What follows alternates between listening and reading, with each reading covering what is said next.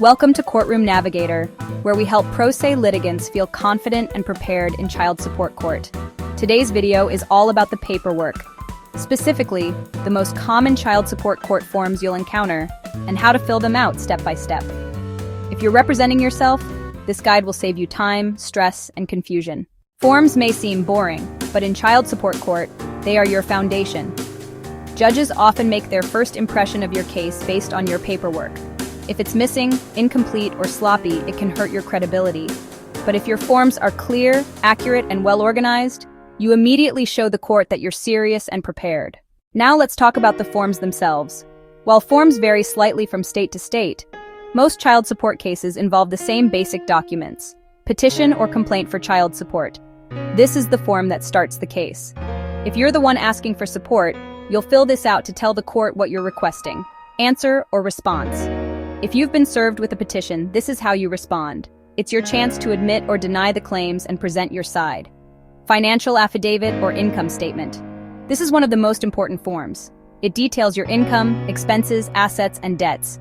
Be thorough and honest, because the court will use this to calculate support. Child support worksheet. Many states require this. It's a math-based form that uses both parents' income, custody time, and expenses to determine the guideline amount.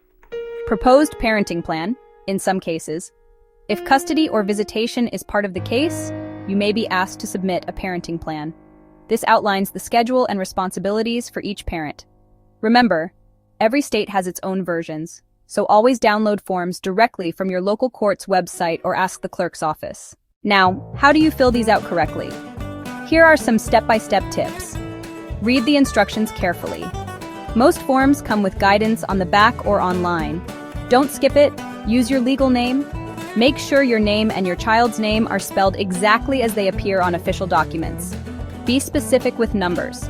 When listing income or expenses, use exact amounts from pay stubs, tax returns, or bills. Don't round up or estimate. Attach supporting documents. If a form asks for income, include pay stubs. If it asks about custody, attach a proposed schedule. Keep copies. Always make at least 2 copies. One for yourself, one for the court, and sometimes one for the other parent. Stay neat and organized. If you're handwriting forms, use black ink and write clearly. If possible, type them out. Courts appreciate legibility.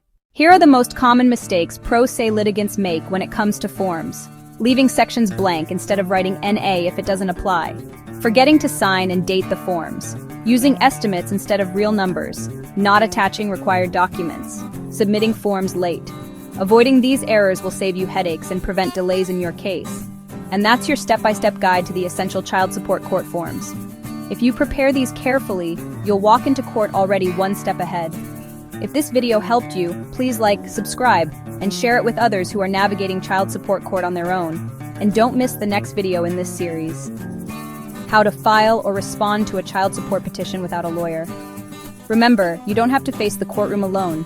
Let Courtroom Navigator guide you every step of the way.